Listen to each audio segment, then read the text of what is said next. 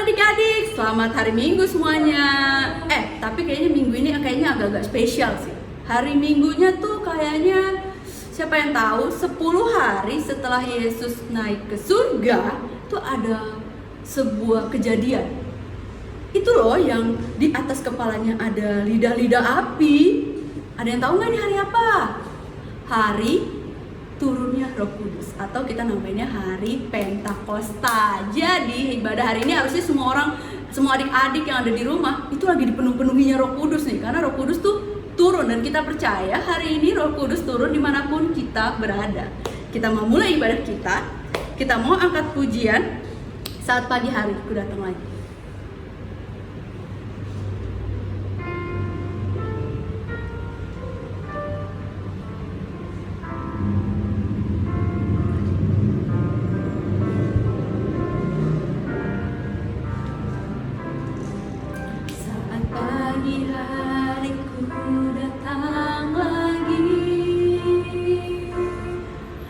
Menyembah Tuhan dan rendahkan diri, mengucap syukur buat hari yang Kau beri, memuji Tuhan dengan sepenuh hati. Ku sembah Kau, Allah Maha Kudus. Ku tinggikan Allah Maha Tinggi. Ku serahkan tubuh jiwa rohku dalam pimpinan-Mu Tuhan. Kita angkat lagu ini dari awal. Saat pagi hari ku datang lagi.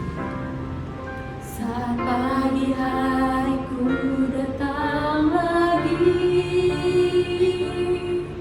menyembah Tuhan dan rendahkan diri,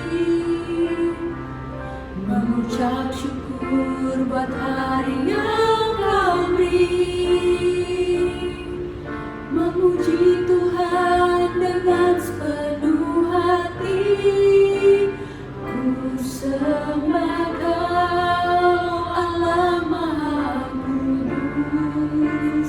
Ku tinggikan Allah Maha Tinggi. Ku serahkan tubuh jiwa rohku dalam pimpinan-Mu Tuhan. Kakak undang untuk anak sekolah minggu untuk pimpin doa.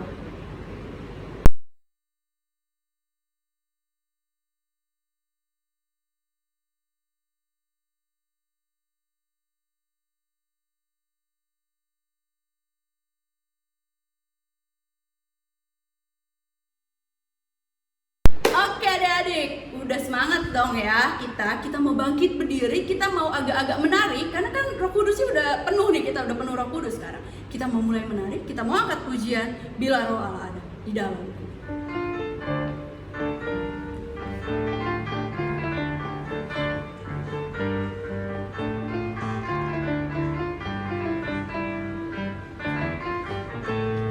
Roh Allah ada di dalamku, ku kan menari seperti tidak menari. Roh Allah ada di dalamku, ku kan menari seperti tidak menari. Ku kan menari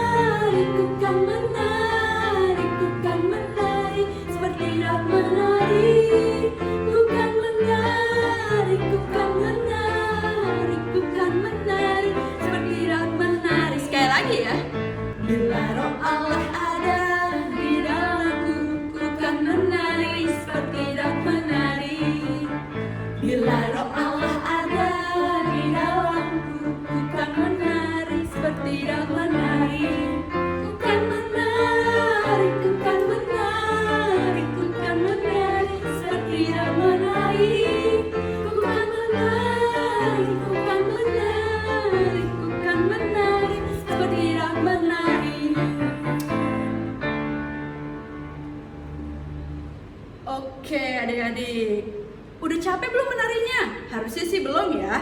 Kita masih mau angkat pujian lagi nih.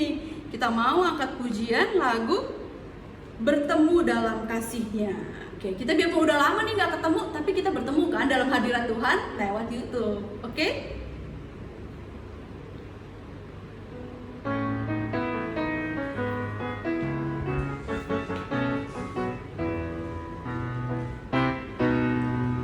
Bertemu dalam kasih-Nya, berkumpul dalam anugerah-Nya, bersuka cita semua di dalam rumah Tuhan. Oh saudaraku dan saudariku, Yesus cinta dan mengasihimu. Mari bersuka cita semua di dalam rumah Tuhan. Sekali lagi ya, bertemu dalam kasih-Nya. Bertemu dalam kasih-Nya, berkumpul dalam anugerah-Nya, bersuka cita semua di dalam rumah Tuhan. Oh saudaraku dan saudariku, Yesus cinta dan mengasihimu. Mari bersuka cita semua di dalam rumah Tuhan. Oke adik-adik boleh duduk kembali. Kita mau berdoa, kita mau mendengarkan sebagian dari firman Tuhan. Mari kita bersatu dalam doa. Bapa yang baik, Bapa yang sungguh baik terhadap kami ya Bapa. Engkau telah memberkati setiap nyanyian kami tadi Tuhan. Semoga setiap nyanyian kami, semoga setiap pujian kami bisa menyenangkan hati-Mu ya Bapa. Tuhan, sebentar kami akan mendengarkan sebagian dari firman-Mu ya Bapa.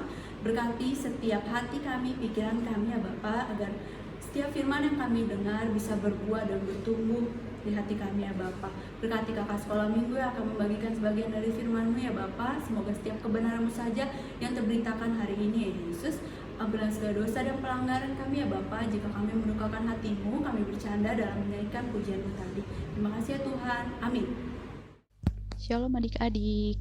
Nah, kita mau mulai pembicaraan tentang firman Tuhan kita yang diambil dari Kisah Para Rasul 2 ayat 1 sampai 13. Adik-adik boleh mempersiapkan Alkitabnya atau handphone, atau buat adik-adik yang belum bisa baca, Kak Fani akan bantu bacakan dan bisa disimak di layar. Firman Tuhan yang akan tertera di layar. Oke. Judul perikopnya adalah Pentakosta. Ketika tiba hari Pentakosta, semua orang percaya berkumpul di satu tempat. Tiba-tiba turunlah dari langit suara bunyi seperti tiupan angin keras yang memenuhi seluruh rumah di mana mereka duduk. Dan tampaklah kepada mereka lidah-lidah seperti nyala api yang bertebaran dan hinggap pada mereka masing-masing. Maka penuhlah mereka dengan Roh Kudus. Lalu mereka mulai berkata-kata dalam bahasa-bahasa lain, seperti yang diberikan oleh Roh itu kepada mereka untuk mengatakannya. Waktu itu di Yerusalem diam orang-orang Yahudi yang saleh dari segala bangsa di bawah kolong langit. Ketika turun bunyi itu, berkerumunlah orang banyak. Mereka bingung karena mereka masing-masing mendengar rasul-rasul itu berkata-kata dalam bahasa mereka sendiri. Mereka semua tercengang-cengang dan heran, lalu berkata, "Bukankah mereka semua yang berkata-kata itu orang Galilea? Bagaimana mungkin kita masing-masing mendengar mereka berkata-kata dalam bahasa kita sendiri, yaitu bahasa yang kita pakai di negeri asal kita? Kita orang Parsia, Media, Elam, penduduk Mesopotamia, Yudea dan Kapadokia, Pontus dan Asia, Firgia dan Pamfilia, Mesir dan daerah-daerah Libya yang berdekatan dengan Kirene, pendatang-pendatang dari Roma, baik orang Yahudi maupun penganut agama Yahudi, orang Kreta dan orang Arab. Kita mendengar mereka berkata-kata dalam bahasa kita sendiri tentang perbuatan-perbuatan besar yang dilakukan Allah. Mereka semua tercengang-cengang dan sangat termangu-mangu sambil berkata seorang dengan yang lain, "Apakah artinya ini?" Ketika orang lain menyindir, mereka sedang mabuk oleh anggur manis. Demikian pembacaan firman Tuhan kita. Cerita hari ini adalah hari Pentakosta, yaitu yang kita kenal hari turunnya Roh Kudus. Ketika Tuhan Yesus terangkat naik ke surga, dia berjanji akan memberikan Roh Kudus. 10 hari kemudian, pada hari Pentakosta, semua murid-murid berkumpul di satu rumah. Tiba-tiba datanglah bunyi seperti tiupan angin keras dari langit. Angin keras itu lalu masuk memenuhi seluruh rumah para murid itu berada. Lalu muncullah lidah-lidah api dan hinggap pada mereka masing-masing. Semua murid penuh dengan Roh Kudus dan mereka mulai berbahasa roh. Karena bunyi angin keras tadi, berkumpullah orang-orang Yahudi di sekitar rumah tersebut. Orang-orang Yahudi merasa heran karena tiba-tiba para murid bisa berbicara berbagai bahasa. Lalu Petrus keluar dari rumah itu dan menemui orang-orang Yahudi. Lalu Petrus memberitahu bahwa apa yang terjadi sekarang karena sudah tertulis di Alkitab. Petrus berkata bahwa Tuhan Yesus disalibkan dan mati untuk menebus dosa semua orang. Petrus mengatakan juga bahwa Tuhan Yesus telah bangkit dan hidup untuk selama-lamanya. Kemudian orang-orang Yahudi itu bertanya, apa yang harus mereka lakukan agar menerima Roh Kudus? Akhirnya 3.000 orang Yahudi itu mau bertobat dan lalu percaya Tuhan Yesus dan dibaptis semuanya. Wow, Tuhan Yesus. Kemudian bagi Tuhan Yesus ya. Oke. Hari Pentakosta. Di kalimat pertama di Kisah Para Rasul disebutkan ketika tiba hari Pentakosta. Hari Pentakosta itu ada yang menyebut hari pertemuan kudus. Jadi gini nih, aku disclaimer dulu nih deh. Jadi sebelumnya hari Pentakosta itu udah ada. Hari Pentakosta ada yang menyebut hari pertemuan kudus, dan juga hari Sukaria, di mana semua orang mengungkapkan rasa syukur. Di masa zaman di Mesir juga itu hari peringatan keluarnya bangsa Israel dari Mesir gitu. Jadi hari Pentakosta itu udah hari raya. Makanya di ayat tadi Kisah Para Rasul disebutkan semua orang Yahudi berkumpul karena memang itu lagi hari raya gitu. Tapi setelah peristiwa tadi hari Pentakosta yang kita kenal saat ini adalah hari Pentakosta di mana hari Roh Kudus tercurah yang kita peringati di minggu ini 10 hari setelah Tuhan Yesus naik ke surga atau 50 hari setelah Tuhan Yesus bangkit. Oke, kita balik ke firman Tuhannya. Roh Kudus, hari turunnya Roh Kudus. Roh Kudus itu apa sih, Kak? Gitu kan? Roh Kudus itu lidah-lidah api ya, Kak? Bukan. Peristiwanya digambarkan Roh Kudus turun berupa lidah-lidah api. Tapi Roh Kudus itu sendiri adalah roh kebenaran yang berasal dari Allah sendiri yang diam di dalam diri setiap orang percaya. Gitu. Karena Roh Kudus kita dimampukan untuk melakukan hal-hal dalam kehidupan kita sebagai saksi-saksi kebenaran Allah. Karena kan sebelum Tuhan Yesus naik ke surga, Tuhan Yesus itu punya sebuah amanat, di mana kita pergilah, jadikanlah semua bangsa muridku dan baptislah mereka atas dalam nama Bapa, Putra, Anak, dan Roh Kudus. Itu amanat Tuhan, itu tugas dari Tuhan untuk semua muridnya, termasuk kita, termasuk aku, adik-adik semua. Nah, Tuhan Yesus membuat kita mampu dengan cara kita dikasih Roh Kudus. Jadi Roh Kudus emang nggak berwujud. Biarpun di dalam kisah ini dibuat wujud berupa lidah-lidah api. Tapi tuh Roh Kudus itu sendiri adalah tidak berwujud gitu, kayak angin yang cuma bisa kita rasain, tapi nggak ada wujudnya gitu loh.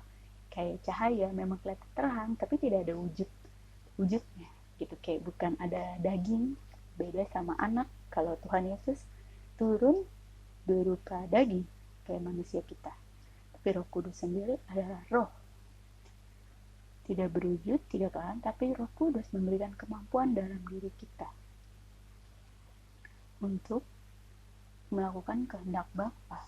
Contohnya di kisah tadi juga, saat mereka dipenuhi Roh Kudus yang memang secara visual dalam bentuk lidah-lidah api, pada saat itu murid-murid mampu berbahasa-bahasa lain.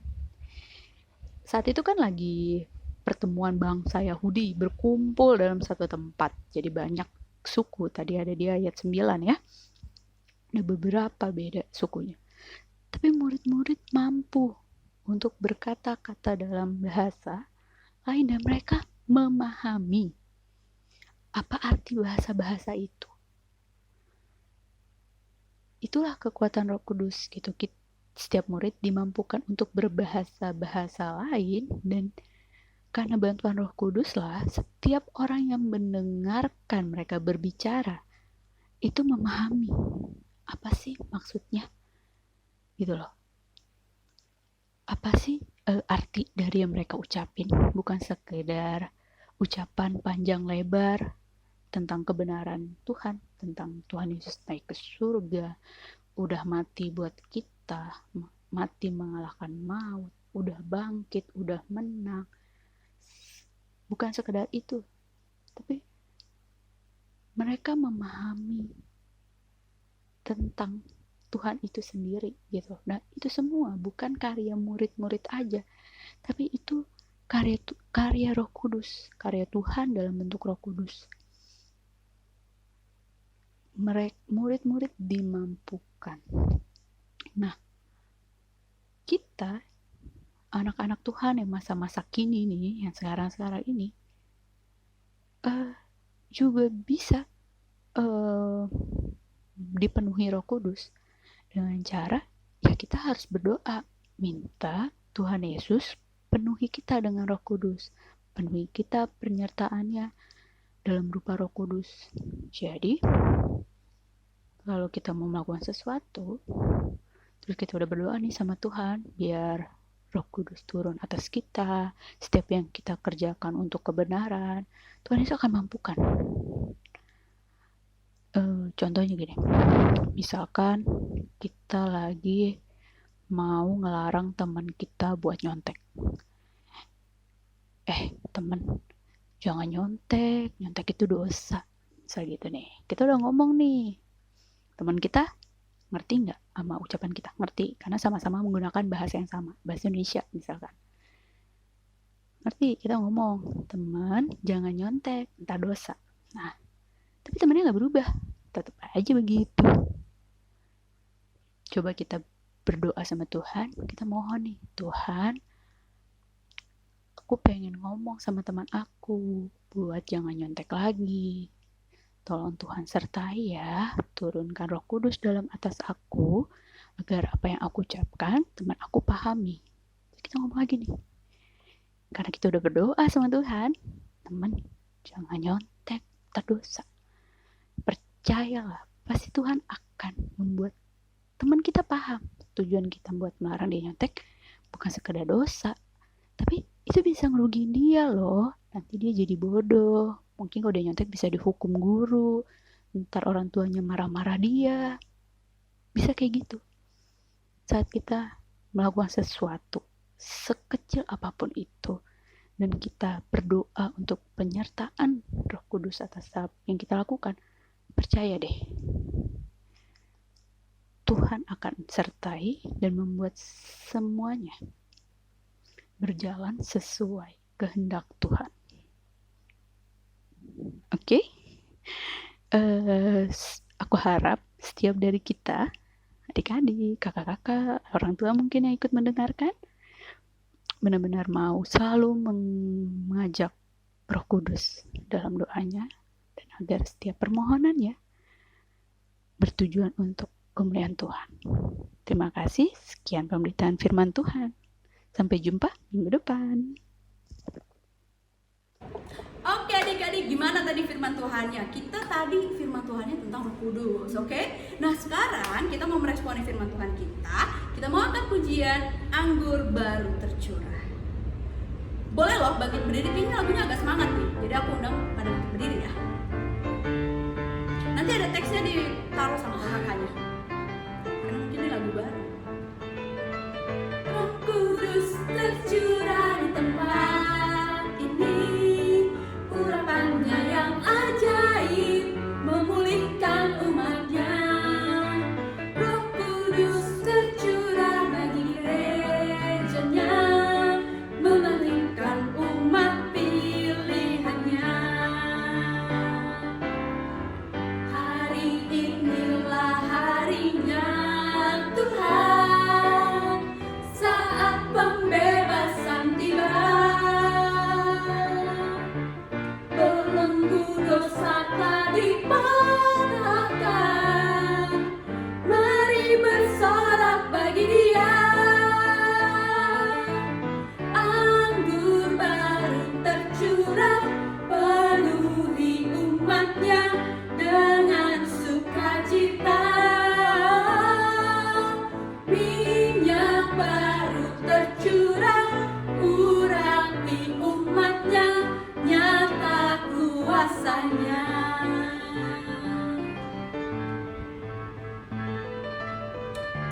Oke adik-adik, boleh duduk. Kita mau doa penutup. Mari kita bersatu dalam doa. Tuhan Yesus, Allah yang hidup, terima kasih ya Bapa. Hari ini Tuhan kami telah mendengarkan sebagian dari firman-Mu ya Bapa, tentang Roh Kudus turun ya Bapa. Kami percaya Yesus, hari ini ya Bapa adalah penyelamat bagi kami yang menemani hari-hari kami dalam rupa Roh Kudus ya Bapa. Kami percaya setiap kami anak-anak-Mu sedang dipenuhi Roh Kudus ya Bapa. Jagalah hati kami Tuhan, jagalah perilaku kami agar dimanapun kami berada, kami bisa menjadi garam dan terang ya Tuhan. Tuhan Yesus berkati satu minggu depan kami ya Bapa. Semoga kami bisa bertemu lagi, biarpun lewat virtual ya Bapa, di minggu depan, agar kami bisa bersama-sama memuji dan memuliakan nama-Mu ya Bapa. Tuhan berkati setiap dari kami ya Bapa. Jika ada yang sakit, Kau sembuhkan ya Bapa. Berkati keluarga kami Tuhan, jauhi setiap sakit penyakit yang mungkin sedang masih melanda di dunia ya Bapa, khususnya di Indonesia ya Bapa. Engkau berkati setiap usaha-usaha pemerintah untuk membuat vaksin biar cepat beredar, biar cepat semua warga Indonesia khususnya bisa tervaksin dengan baik ya Bapak. Tuhan, Engkau juga berkati setiap liburan kami mungkin Tuhan, berkati setiap kegiatan sekolah kami ya Bapak. Semoga kami tetap bisa belajar dengan baik biarpun lewat virtual ya Yesus. Terima kasih ya Bapak, ampuni segala dosa dan pelanggaran kami Bapak. Jika dalam mendengarkan sebagian dari firman-Mu tadi mungkin kami bercanda, kami tidak serius ya Bapak. Terima kasih Yesus, kita angkat doa Bapak kami. Kami yang di surga, dikuduskanlah nama-Mu, datanglah kerajaan-Mu, jadilah kehendak-Mu di bumi seperti di surga. Berikanlah kami pada hari ini makanan kami yang secukupnya, dan ampunilah kami akan kesalahan kami, seperti kami juga mengampuni orang yang bersalah pada kami. Dan jangan membawa kami ke dalam cobaan, tapi lepaskanlah kami daripada yang jahat, karena Engkau yang kerajaan-Mu dan kuasa dan kemuliaan sampai-sampai. Kita akan nyanyikan mendapat iman. Bapa di